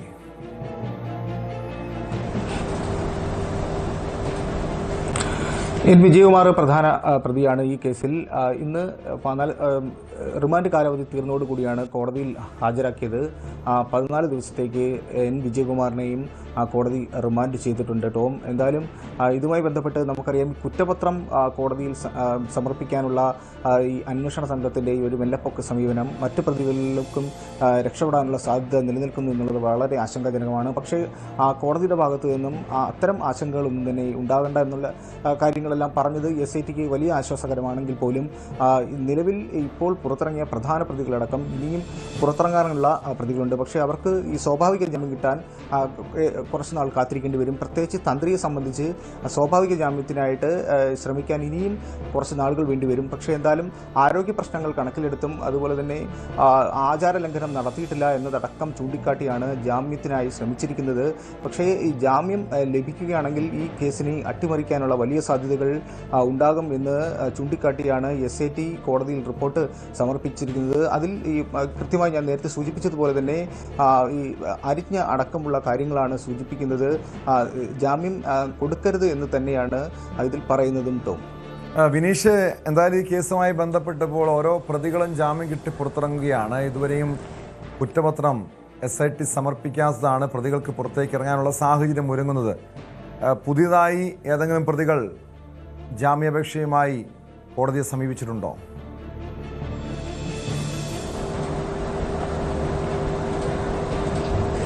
നിലവിൽ തന്ത്രിയാണ്, ഞാനിപ്പോൾ സൂചിപ്പിച്ച തന്ത്രി മാത്രമാണ് ജാമ്യത്തിനായി ശ്രമിച്ചിരിക്കുന്നത്. തന്ത്രിക്ക് ഈ ആരോഗ്യ പ്രശ്നങ്ങൾ ചൂണ്ടിക്കാട്ടിയാണ് തന്ത്രി കോടതിയെ സമീപിക്കുന്നത്. ഗുരുതരമായിട്ടുള്ള ആരോഗ്യ പ്രശ്നങ്ങളുണ്ട് എന്നും തന്നെ ഈ കേസുമായി ബന്ധപ്പെട്ട് താൻ നിരപരാധിയാണ് എന്നതടക്കമാണ് ഈ ജാമ്യാപേക്ഷയിൽ തന്നെ പറയുന്നത്. പക്ഷേ ഇതിനെയെല്ലാം ഖണ്ഡിക്കുന്ന രീതിയിൽ തന്നെയാണ് റിപ്പോർട്ട് സമർപ്പിച്ചത്. ഈ ഗുരുതര ആരോഗ്യ പ്രശ്നങ്ങളുണ്ട് എന്ന് പറഞ്ഞപ്പോൾ തന്നെ കോടതി പറഞ്ഞു അങ്ങനെയെങ്കിൽ മെഡിക്കൽ റിപ്പോർട്ട് സമർപ്പിക്കണം എന്ന് പറഞ്ഞിട്ടുണ്ടായിരുന്നു. അപ്പോൾ അതിലാണ് കൃത്യമായി വിശദീകരണത്തോട് തന്നെയാണ് SIT റിപ്പോർട്ട് സമർപ്പിച്ചിരിക്കുന്നത്. സുപ്രീം കോടതിയുടെ ഒരു നിർദ്ദേശമുണ്ടായിരുന്നു, തന്ത്രിക്ക് ചികിത്സ ലഭ്യമാകണമെന്ന് ഉണ്ട്. ആ നിർദ്ദേശപ്രകാരമാണ് ചികിത്സ നൽകിക്കൊണ്ടിരിക്കുന്നത്. ഇതിൽ ഗുരുതരമായിട്ടുള്ള ആരോഗ്യ പ്രശ്നങ്ങളൊന്നും തന്നെ ഇല്ല എന്ന് ചൂണ്ടിക്കാട്ടിയുള്ള മെഡിക്കൽ രേഖകൾ സമർപ്പിച്ചിട്ടുണ്ട്. കോടതി ഈ മെഡിക്കൽ രേഖകളെല്ലാം തന്നെ സൂക്ഷ്മമായിട്ട് നിരീക്ഷിച്ചതിന് ശേഷമാകും തിങ്കളാഴ്ച തന്ത്രിയുടെ ജാമ്യാപേക്ഷയിൽ വ്യക്തമാണ്. വിനീഷാണ് വിവരങ്ങൾ നൽകിയത്. ശബരിമല സ്വർണ്ണക്കൊള്ളയിൽ പ്രത്യേക അന്വേഷണം നിർണായക നീക്കത്തിലേക്ക് കടന്നിരിക്കുന്നു. UDF കൺവീനർ അടൂർ പ്രകാശിനെയും കേസിലെ മുഖ്യപ്രതി ഉണ്ണികൃഷ്ണൻ പോറ്റിയെയും SIT ഒരുമിച്ചിരുത്തി ചോദ്യം ചെയ്യുകയാണ്. ഉണ്ണികൃഷ്ണൻ പോറ്റിയുമായി എന്ത് ബന്ധമാണ് ഉള്ളത് തുടങ്ങിയ കാര്യങ്ങളാണ് പരിശോധിക്കുന്നത്. പലതവണ പോറ്റിയുമായി കൂടിക്കാഴ്ച നടത്തിയത് എന്തിനാണ്, പോറ്റിയുമായി സാമ്പത്തിക ഇടപാടുകൾ നടന്നിട്ടുണ്ടോ തുടങ്ങിയ കാര്യങ്ങളിൽ അടൂർ പ്രകാശിൽ നിന്നും SIT വ്യക്തത തേടി. വിവരങ്ങളുമായി സാരംഗ് സുധാകരൻ ചേരുന്നു. സാരംഗ്, ഈ ചോദ്യം ചെയ്യലിന് ശേഷം പുറത്തിറങ്ങിയപ്പോൾ അടൂർ പ്രകാശ് പ്രതികരിച്ചത് എല്ലാ കാര്യങ്ങളും SITയുമായി പങ്കുവച്ചു. തൻ്റെ മറുപടിയിൽ വ്യക്തത വന്നിട്ടുണ്ടോ എന്ന് വിശദീകരിക്കേണ്ടത്, വ്യക്തമാക്കേണ്ടത് SIT എന്നാണ് അടൂർ പ്രകാശ് പറയുന്നത്. ഇന്നെന്താണ് സംഭവിച്ചത്? ചോദ്യം ചെയ്യലിന് എന്തെങ്കിലും വിശദാംശങ്ങൾ പുറത്തു വന്നിട്ടുണ്ടോ? കഴിഞ്ഞ ദിവസമാണ് SIT അടൂർ പ്രകാശിനോടും ഒപ്പം ഉണ്ണികൃഷ്ണൻ പോറ്റിയോടും പ്രത്യേക അന്വേഷണ സംഘത്തിന് മുൻപാകെ ഹാജരാക്കാൻ വേണ്ടി നോട്ടീസ് നൽകിയത്. അതിൻ്റെ അടിസ്ഥാനത്തിലാണ് കാസർഗോഡ് ഉണ്ടായിരുന്ന അടൂർ പ്രകാശ് ഇന്ന് SIT അതായത് പോലീസ് ആസ്ഥാനത്തേക്ക് എത്തുകയും തുടർന്ന് 10 മണിയോടുകൂടി SIT ചോദ്യം ചെയ്യൽ നടപടികൾ ആരംഭിച്ചു എന്നാണ് മനസ്സിലാക്കാൻ കഴിയുന്നത്. ഏകദേശം 3 മണിക്കൂറോളം ചോദ്യം ചെയ്യൽ നടപടികൾ പുരോഗമിച്ചു. 1:15 കൂടിയാണ് അദ്ദേഹം പുറത്തേക്ക് ഇറങ്ങിയത്. അതായത് ഈ ഒരു ഉണ്ണികൃഷ്ണൻ പോറ്റിയുമായി ഒരുമിച്ചിരുത്തി ചോദ്യം ചെയ്യുമെന്നായിരുന്നു ആദ്യം ലഭിച്ച വിവരം. പക്ഷേ അടൂർ പ്രകാശ് പുറത്തിറങ്ങിയത് അങ്ങനെയല്ല, ചോദ്യം ചെയ്യൽ ഉണ്ണികൃഷ്ണൻ പോറ്റിയുമായി ഒരുമിച്ചിരുത്തിയല്ല നടത്തിയത് എന്നാണ് അടൂർ പ്രകാശ് പ്രതികരിച്ചത്. അതായത് ഈ ഒരു വിറ്റവരും വാങ്ങിയവരുമായി ഉള്ള ബന്ധം അതെന്താണ് എന്നാണ്, സംസ്ഥാനത്തിനകത്തും പുറത്തുമായി ഇവരുമായുള്ള ഈ ഒരു അടൂർ പ്രകാശിൻ്റെ ബന്ധം എന്താണ്, അതിനൊപ്പം തന്നെ ഇവരുമായി ഫോൺ സംഭാഷണം നടത്തിയിട്ടുണ്ട്, മറ്റ് ബന്ധങ്ങൾ സൂക്ഷിച്ചിട്ടുണ്ട്, അത് എത്തരത്തിലുള്ള കാര്യങ്ങളുമായി ബന്ധപ്പെട്ടതാണ്. ഈ ഒരു ശബരിമല സ്വർണ്ണക്കൊള്ളയുമായി ബന്ധപ്പെട്ട് ഇയാൾക്ക് ബന്ധമുണ്ടോ, ഒപ്പം തന്നെ ഗൂഢാലോചനയിൽ പങ്കാളികളായിട്ടുണ്ടോ എന്ന കാര്യത്തിലടക്കം SIT വ്യക്തത തേടാൻ വേണ്ടിയാണ് അദ്ദേഹത്തെ ചോദ്യം ചെയ്യാൻ വിളിപ്പിച്ചതെന്നാണ് മനസ്സിലാക്കുന്നത്. ഇതുമായി ബന്ധപ്പെട്ട വിവരങ്ങൾ, ഈ ഒരു അടൂർ പ്രകാശുമായി ബന്ധപ്പെട്ട വിവരങ്ങൾ നിലവിൽ SITയുടെ മുൻപാകെ ഉണ്ട്. അതിലൊരു വ്യക്തത വരുത്തുക, ഉണ്ണികൃഷ്ണൻ പോറ്റിയുമായി ചേർന്നുകൊണ്ടൊരു ചോദ്യം ചെയ്യൽ നടത്തുക, അതിനുശേഷം മാത്രമായിരിക്കും അറസ്റ്റിലേക്ക് മറ്റും കടക്കേണ്ട ഒരു സാഹചര്യമുണ്ടോ എന്ന് SIT പരിശോധിക്കുക. ഇന്ന് ചിലപ്പോൾ അറസ്റ്റിലേക്ക് കടക്കുമെന്നൊരു സൂചന ഉണ്ടായിരുന്നു. പക്ഷേ അത്തരത്തിലുള്ള കടുത്ത നടപടിയിലേക്ക് SIT ഇതിനു മുൻപും കടന്നിട്ടില്ല. കാരണം ഇതിനു മുൻപ് ഉണ്ണികൃഷ്ണൻ പോറ്റി ആയിക്കോട്ടെ, മറ്റേ പത്മകുമാർ ആയിക്കോട്ടെ, അവരിലേക്കെല്ലാം വളരെ കൃത്യമായിട്ടാണ് SIT അന്വേഷണം എത്തിച്ചത്. കാരണം എടുത്തുചാടി അറസ്റ്റിലേക്ക് നീങ്ങിയാൽ അത് കോടതിയിൽ നിൽക്കില്ല, മാത്രമല്ല ജാമ്യം ലഭിച്ച് പ്രതി വീണ്ടും പുറത്തേക്ക് ഇറങ്ങാനുള്ള സാധ്യതയുണ്ട്. അത്തരമുള്ള എല്ലാ സാഹചര്യങ്ങളും പഴുതടച്ചുകൊണ്ടാണ് SIT അന്വേഷണം മുന്നോട്ട് കൊണ്ടുപോകുന്നത്. അതുകൊണ്ട് തന്നെ കൃത്യമായി ആദ്യം ചോദ്യം ചെയ്യാൻ വിളിപ്പിക്കുന്നു, പിന്നീട് ഈ ചോദ്യം ചെയ്ത അപ്പോൾ ലഭിച്ച വിവരങ്ങളുടെ അടിസ്ഥാനത്തിൽ മറ്റ് അന്വേഷണം നടത്തുന്നു. അതിനുശേഷമാണ് വേണമെങ്കിൽ അറസ്റ്റിലേക്കും മറ്റും SIT കടക്കുക. നിലവിൽ പ്രാഥമികമായ ഒരു ചോദ്യം ചെയ്യൽ, വിവരങ്ങൾ ആരാഞ്ഞുകൊണ്ടുള്ള ഒരു ചോദ്യം ചെയ്യൽ മാത്രമാണ് ഇന്ന് നടന്നിട്ടുള്ളത്. തന്നോട് ചോദിച്ച എല്ലാ കാര്യങ്ങൾക്കും കൃത്യമായ മറുപടി നൽകിയിട്ടുണ്ട്. അതിൽ SIT തൃപ്തരാണോ എന്ന കാര്യത്തിൽ വ്യക്തതയില്ല എന്നടക്കമാണ് അടൂർ പ്രകാശ് പുറത്തേക്ക് ഇറങ്ങിയപ്പോൾ പ്രതികരിച്ചത്. ഒപ്പം തന്നെ ഇനി വിളിപ്പിക്കുമോ, അതായത് ഇനിയും SITക്ക് മുൻപാകെ ഹാജരാകാൻ വേണ്ടി നിർദ്ദേശം നൽകിയിട്ടുണ്ടോ എന്ന കാര്യത്തിലും അദ്ദേഹം വ്യക്തത നൽകിയിട്ടില്ല. എന്ന് തന്നെയാണെങ്കിലും ഇത് SITയുടെ കൃത്യമായ ഒരു നടപടി എന്ന് തന്നെ വേണമെങ്കിൽ മനസ്സിലാക്കാം. അതേ സമയത്ത് തന്നെ KC വേണുഗോപാൽ അടക്കം പ്രതികരിച്ചത് ഇതൊരു തെരഞ്ഞെടുപ്പ് സ്റ്റണ്ടാണ്. കാരണം ഇനി അധികം ദിവസങ്ങൾ മാത്രമേ ബാക്കിയില്ല, ഈ ഒരു തെരഞ്ഞെടുപ്പിലേക്ക് അടുക്കാൻ വളരെ കുറഞ്ഞ ദിവസങ്ങൾ മാത്രമേ ബാക്കിയുള്ളൂ.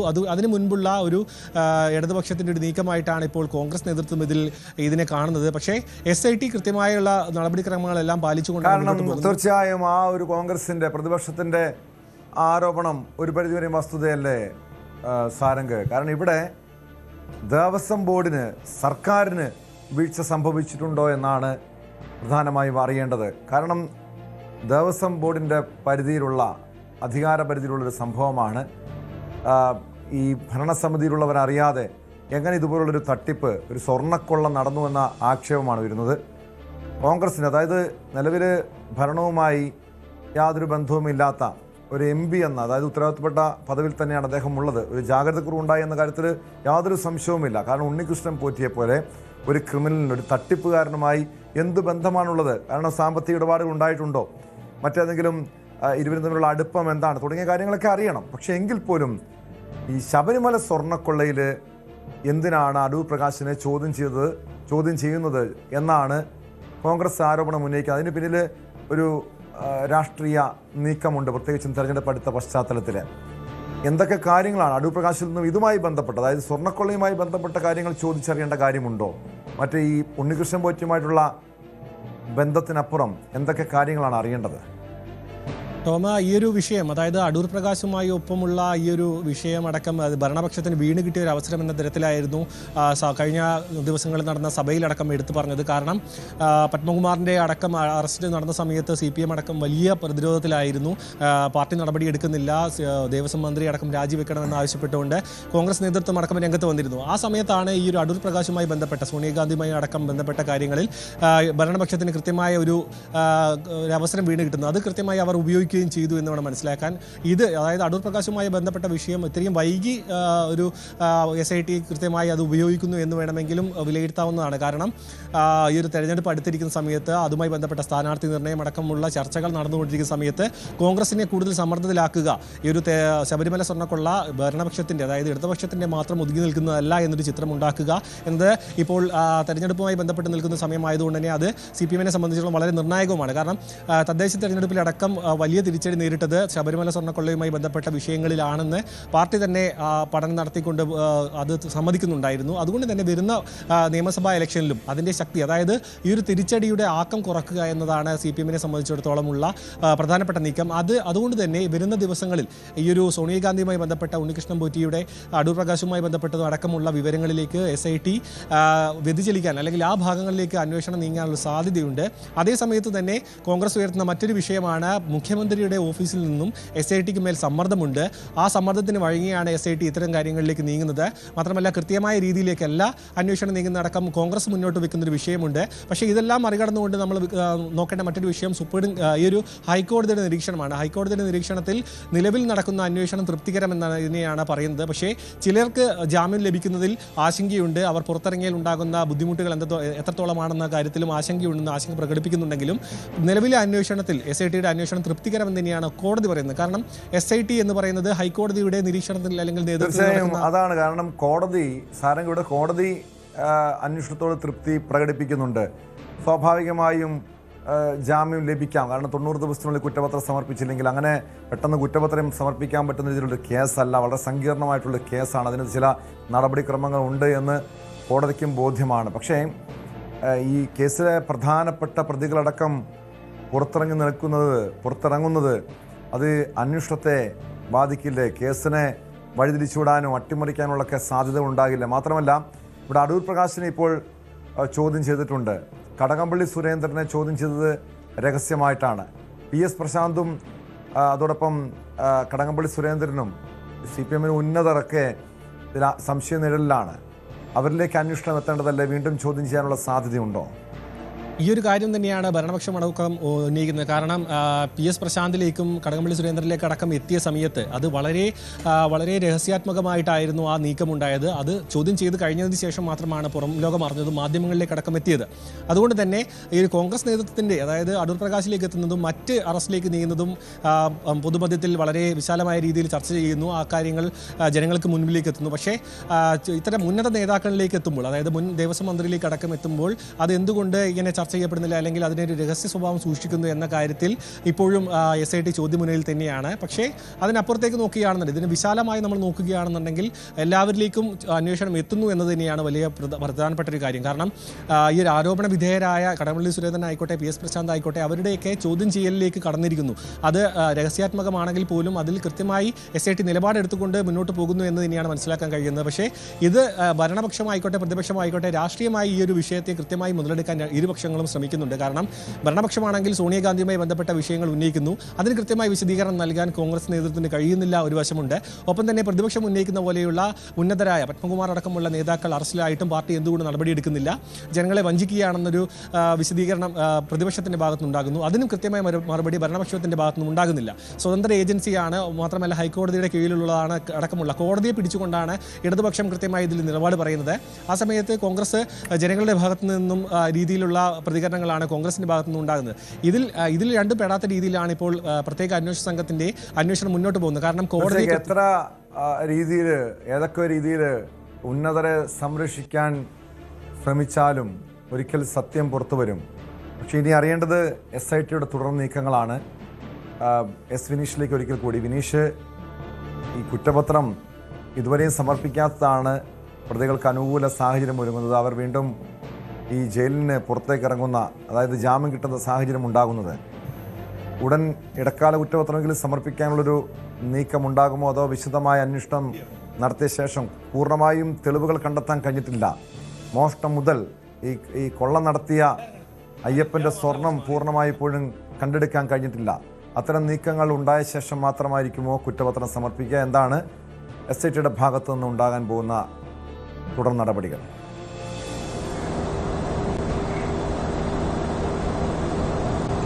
തീർച്ചയായും ടോം, അതീവ രഹസ്യമായിട്ട് തന്നെയാണ് നേരത്തെ സാരംഗ് സൂചിപ്പിച്ചതുപോലെ ഇതിൻ്റെ അന്വേഷണത്തിൻ്റെ സ്വഭാവം അങ്ങനെയാണ്. ഇത് നമ്മൾ ഉന്നതരെ പോലും ചോദ്യം ചെയ്തതിന് ശേഷമാണ് മാധ്യമങ്ങളും പുറലോകവും ഇത് അറിഞ്ഞത്. അങ്ങനെ അതീവ രഹസ്യത്തോടെയാണ് ഈ ഒരു കേസ് കൈകാര്യം ചെയ്യുന്നത്.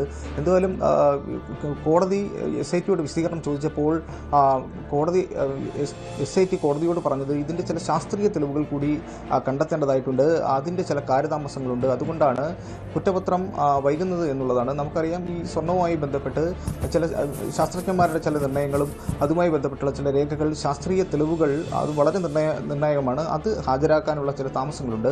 അത് പൂർത്തിയായി കഴിഞ്ഞാൽ മാത്രമേ ഇതിൻ്റെ അന്തിമ കുറ്റപത്രം സമർപ്പിക്കാൻ സാധ്യമാവുകയുള്ളൂ എന്നാണ് കോടതിയിൽ അറിയിപ്പ് നൽകിയിരിക്കുന്നത്. എന്തായാലും സാരംഗ് സൂചിപ്പിച്ചതുപോലെ തന്നെ ഹൈക്കോടതിയുടെ നിന്നും ലഭിച്ച പരാമർശം, അതായത് ആര് പുറത്തിറങ്ങിയാലും അതൊന്നും കേസിനെ ബാധിക്കില്ല എന്ന് ഉള്ളൊരു ആശ്വാസകരമായ ഒരു കാര്യം. അത് ശരിക്കും അന്വേഷണത്തിന് വലിയ ആശ്വാസമാണ്. എങ്കിലും ഈ സ്വാഭാവിക ജാമ്യം ലഭ്യമാക്കി ഈ വീണ്ടും പ്രതികൾ പുറത്തേക്ക് ഇറങ്ങാനുള്ളൊരു സാധ്യത, ഇതിൽ പ്രധാന പ്രതികൾ അടക്കം പുറത്തേക്ക് ഇറങ്ങുന്നു എന്നുള്ളത് ശരിക്കും ഒരു ആശങ്കാജനകം തന്നെയാണ്. ഉപാധികളോടെ തന്നെയാണ് ഇവർക്ക് ജാമ്യം ലഭ്യമായെങ്കിൽ പോലും ഈ കേസിൻ്റെ ഒരു വിശ്വാസ്യത നഷ്ടപ്പെടുന്നു എന്നുള്ളത് ഈ നിലവിലെ രാഷ്ട്രീയ സാഹചര്യമെല്ലാം വെച്ചിട്ട് തന്നെ ചില ഭാഗങ്ങളിൽ നിന്ന് അത്തരത്തിലുള്ളൊരു ഇതും ഉയർന്നു വരുന്നുണ്ട് കേട്ടോ.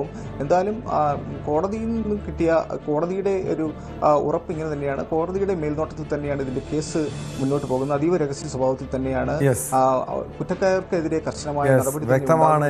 വിനീഷും സാരംഗ് സുധാകരനുമാണ് വിവരങ്ങൾ നൽകിയത്. സ്പോട്ട് ലൈവിനെ പരിശോധിക്കുന്നത് കോൺഫിഡൻറ്റ് ഗ്രൂപ്പ് ചെയർമാൻ CJ റോയിയുടെ ആത്മഹത്യയുമായി ബന്ധപ്പെട്ട കേസാണ്. റോയിയുടെ ആത്മഹത്യ അന്വേഷിക്കുന്ന കർണാടക പോലീസിന്റെ പ്രത്യേക സംഘം കൊച്ചിയിലെത്തും. ഗ്രൂപ്പിന്റെ കേരളത്തിലെ ബിസിനസ് സംരംഭങ്ങളുമായി ബന്ധപ്പെട്ട സാമ്പത്തിക ഇടപാടുകളിൽ വ്യക്തത വരുത്തുന്നതിനാണ് സംഘം എത്തുന്നത്. റോയിയുടെ മരണത്തിൽ പ്രാഥമിക അന്വേഷണം പൂർത്തിയാകും വരെയും ഭാര്യയും മക്കളും ബംഗളൂരുവിൽ തുടരണമെന്ന് SIT നിർദ്ദേശം നൽകിയിട്ടുണ്ട്. റോയിയുടെ മകന്റെ മൊഴിയിൽ അവ്യക്തത തുടരുന്ന പശ്ചാത്തലത്തിൽ സാമ്പത്തിക ഇടപാടുകളിൽ മതിയായ രേഖകൾ ഹാജരാക്കാനും SIT നിർദ്ദേശിച്ചു. വിവരങ്ങളുമായി ഡാനി ഇപ്പോൾ ചേരുന്നു. ഡാനി, കർണാടക പോലീസ് സംഘം കൊച്ചിയിലേക്ക് എത്തുന്നു. എന്തൊക്കെ കാര്യങ്ങളാണ് പരിശോധിക്കുന്നത്? പ്രത്യേകിച്ചും റോയിയുടെ ആത്മഹത്യക്ക് കാരണം എന്താണെന്ന് അറിയണം. ഇപ്പോഴും അക്കാര്യത്തിൽ ചില അവ്യക്തതകളുണ്ട്. കേന്ദ്ര ഏജൻസികളുടെ സമ്മർദ്ദമാണെന്ന് കുടുംബം പറയുമ്പോഴും ആ ഡയറിക്കുറിപ്പിലെ വിവരങ്ങളാണ് പല രീതിയിലുള്ള സംശയങ്ങളിലേക്കും വഴിവെക്കുന്നത്, അല്ലേ? ടോം, സിജറോയുടെ മരണത്തെ തുടർന്ന് പിന്നീട് വിപുലമായ ഒരു അന്വേഷണം പ്രത്യേക അന്വേഷണ സംഘത്തിന്റെ ഭാഗത്തുനിന്ന് തുടരുന്നുണ്ട്. ഇതിന്റെ ഭാഗമായിട്ട് കൊച്ചിയിലേക്ക് പരിശോധനകൾക്ക് വേണ്ടി പ്രത്യേക അന്വേഷണ സംഘം എത്തുമെന്നാണ് പറഞ്ഞിരിക്കുന്നത്. പക്ഷെ ഒരു കൃത്യതയിലേക്ക് എപ്പോഴാണ് പരിശോധനകൾ അല്ലെങ്കിൽ എപ്പോഴാണ് സംഘം എത്തുക എന്നതിലേക്ക് ഇതുവരെയും ഒരു തീരുമാനം അല്ലെങ്കിൽ അതൊരു പൊതു അറിയിപ്പ് എന്ന രീതിയിലുള്ള അവർ ഏത് സമയവും വന്നേക്കാം എന്ന രീതിയിൽ തന്നെയാണ് പ്രതീക്ഷിക്കപ്പെടുകയും ചെയ്യുന്നത്. എന്തായാലും അന്വേഷണം തുടരുകയാണ്. പ്രത്യേകിച്ച് ഈ സൂചിപ്പിച്ചതുപോലെ തന്നെ ഈ ഡയറി കുറിപ്പ് കേന്ദ്രീകരിച്ചും അതോടൊപ്പം തന്നെ ബിസിനസ് പങ്കാളികൾ അല്ലെങ്കിൽ നിക്ഷേപകർ ഇത് ആരാണ് എന്താണ് എന്നത് സംബന്ധിയായ കാര്യങ്ങളിലേക്കുമാണ് അന്വേഷണം പ്രധാനമായും പോകുന്നത്. അതുകൊണ്ട് തന്നെ റോയിയുടെ കുടുംബാംഗങ്ങളോട് ബംഗളൂരുവിൽ തുടരുവാൻ തന്നെയാണ് ഇപ്പോൾ അന്വേഷണ സംഘം നിർദ്ദേശിച്ചിരിക്കുന്നത്. കഴിഞ്ഞ ദിവസങ്ങളിലായിട്ട് റോയിയുടെ മകനിൽ നിന്ന് വിവരങ്ങൾ ശേഖരിക്കാനുള്ള ശ്രമം നടത്തിയിരുന്നു. പക്ഷെ അത് പൂർണ്ണമായും ഫലവത്തായിട്ടില്ല. കാരണം കൂടുതൽ വിവരങ്ങൾ അറിയേണ്ടതുണ്ട്. അപ്പോൾ കൂടുതൽ രേഖകളടക്കം ഇനിയും ഇതുമായി ബന്ധപ്പെട്ടുകൊണ്ട് ഹാജരാക്കേണ്ടതും പരിശോധിക്കേണ്ടതുമുണ്ട്. അത്തരം കാര്യങ്ങളിലേക്ക് കൂടി അന്വേഷണ സംഘം പോവുകയാണ്. അതും അവർ ധരിപ്പിച്ചിട്ടുണ്ട്. മറ്റൊന്ന്, ഈ റോയിയുടെ കുടുംബം ആദ്യഘട്ടത്തിൽ പറഞ്ഞിരുന്നു ആദായ നികുതി വകുപ്പിൽ നിന്നുള്ള ഉദ്യോഗസ്ഥരുടെ പീഡനമാണ് എന്നത് എല്ലാം തന്നെ പറഞ്ഞിരുന്നുവെങ്കിലും അതിൽ ഒരു പരാതിയായി ഇതുവരെ ഔദ്യോഗികമായ തലത്തിൽ നൽകിയിട്ടില്ല. അതൊരു ആരോപണവുമായിട്ട് തന്നെയാണ് നിലനിൽക്കുന്നത്. പരാതികൾ ഇത് സംബന്ധിച്ച് എന്തെങ്കിലും ഉണ്ടെങ്കിൽ അത് രേഖാമൂലം തന്നെ നൽകണമെന്നതാണ് അന്വേഷണ സംഘത്തിന്റെ ഒരു നിലപാടും അതാണ് അതിന്റെ ഒരു നടപടി. അപ്പോൾ അങ്ങനെ എന്തെങ്കിലും പരാതി ഉണ്ടെങ്കിൽ അത് രേഖാമൂലം തന്നെ സമർപ്പിക്കാനായിട്ട് ഔദ്യോഗികമായിട്ട് തന്നെ സമർപ്പിക്കാനായിട്ട് അവരോട് ആവശ്യപ്പെട്ടിട്ടുണ്ട്. ഇതുവരെയും അത്തരം ഒരു പരാതി കുടുംബത്തിൽ നിന്ന് രേഖാമൂലമോ ലഭിച്ചിട്ടില്ല എന്ന് തന്നെയാണ് അന്വേഷണ സംഘം അറിയിക്കുന്നത്. ഏതായാലും പരിശോധനകൾ തുടരുകയാണ്. ഏറ്റവും പ്രധാനപ്പെട്ടതെന്ന് പറയുന്നത് റോയി അവസാനം നടത്തിയ, അതായത് വിദേശത്താണ് മറ്റ് ഡിജിറ്റൽ തെളിവുകളുള്ളത്, റോയി ഉപയോഗിച്ചിരുന്ന ഗാഡ്ജറ്റുകളടക്കം ഹാജരാക്കാനുള്ള നിർദ്ദേശം ഉണ്ടായിരുന്നല്ലോ. അതോടൊപ്പം ബിസിനസ് ഇടപാടുമായി ബന്ധപ്പെട്ട രേഖകളും ഇക്കാര്യങ്ങളൊക്കെ പൂർണ്ണമായി ഈ രേഖകളടക്കം കുടുംബം SITക്ക് കൈമാറിയിട്ടുണ്ടോ? അതിന്റെ ഒരു പൂർണ്ണതയിലേക്ക് എത്തിയില്ല. കാരണം നേരത്തെയും തന്നെ കുറേയധികം രേഖകൾ ഇവർ ആവശ്യപ്പെട്ടിരുന്നു. കൊച്ചി ഓഫീസുകൾ പരിശോധിച്ചപ്പോൾ കൂടുതൽ രേഖകളുടെ ഒരു പരിശോധനയ്ക്ക് വേണ്ടിയാണ് ബംഗളൂരുവിലേക്ക് എത്തുന്നത്. ബംഗളൂരിലൊരു പരിശോധന ഒരു പാതി വഴിയിൽ നിൽക്കുമ്പോഴാണ് ഇങ്ങനെ ആത്മഹത്യാ കാര്യങ്ങളും എല്ലാം തന്നെ നടക്കുകയും ചെയ്യുന്നത്. പക്ഷെ അപ്പോഴും കൂടുതൽ രേഖകൾ, ഡിജിറ്റൽ ഡിവൈസുകൾ അടക്കമുള്ള കാര്യങ്ങൾ ദുബായിലെ ഓഫീസിലാണ് എന്ന വിവരമാണ് റോയ് നൽകുകയും ചെയ്തത്. എന്നാൽ അതിലേക്ക് എത്താനായിട്ട് സാധിക്കുകയും ചെയ്തിട്ടില്ല. ഏതായാലും ഇത്തരമൊരു പരിശോധനകൾ ഇതിന്റെ ഭാഗമായിട്ട് തന്നെ തുടരുകയാണ്. നടപടിക്രമങ്ങൾ തുടരുകയാണ്. കൂടുതൽ പരിശോധനകൾ വേണ്ടിവരും. കൂടുതൽ മൊഴിയെടുപ്പ് അടക്കമുള്ള ഇക്കാര്യങ്ങളിലേക്ക് വേണ്ടിവരും. പ്രത്യേകിച്ച് റോയിയുടെ ബിസിനസ് പങ്കാളികൾ ആരൊക്കെയാണ്, അതല്ലെങ്കിൽ അതിൽ നിക്ഷേപം നടത്തിയിരിക്കുന്നവർ ആരാണ്, എന്താണ് എന്ന കാര്യങ്ങളിലെല്ലാം തന്നെ കൂടുതൽ പരിശോധനകൾ വേണ്ടി വരുമെന്ന നിലപാടിൽ തന്നെയാണ്. ചില സിനിമാ ബന്ധങ്ങളും സിനിമാ മേഖലയിലടക്കം റോയ് സജീവമായിരുന്ന സാഹചര്യങ്ങളെല്ലാം തന്നെയുണ്ട്. അപ്പോൾ ഈ മേഖലകൾ കേന്ദ്രീകരിച്ചുള്ള ഒരു പരിശോധനകളും ഒരുപക്ഷെ പ്രത്യേക അന്വേഷണ സംഘം നടത്തിയേക്കുമെന്ന സൂചനകൾ തന്നെയാണ് നിലവിൽ നിലനിൽക്കുന്നത്.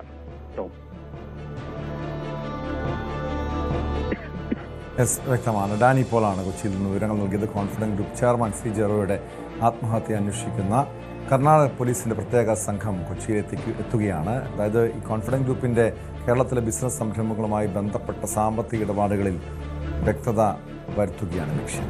സ്പോട്ട് ലൈവ് പൂർണ്ണമാകുന്നു.